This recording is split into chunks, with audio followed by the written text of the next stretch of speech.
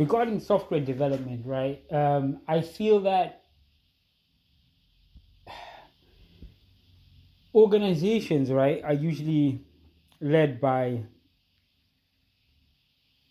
like, a good CTO is important because then that defines the direction in which the company is going to go, right? Like, good decision makers are very important, especially technical ones.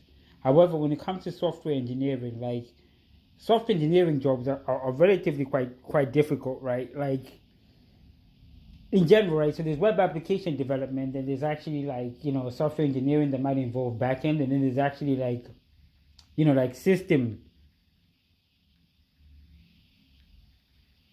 software engineering, right? Where it's not about the web app in a sense, but more so, or device software engineering, which is actually quite difficult because it involves a lot of C, right? It involves a lot of C++. It involves some other obscure languages, but usually you tend to find things relating to the general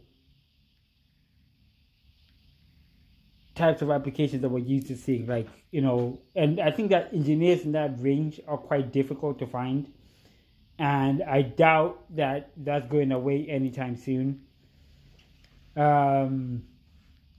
But I think also, like, even when it comes to web application development, as the application starts to scale, a good CTO has to make the difficult decision of what to actually pick, right?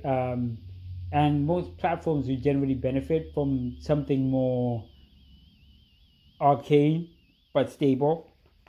So yes, I think ultimately it comes down to, like, a good CTO and a good, decision makers from a technical perspective relating to how they're going to progress the application as a whole.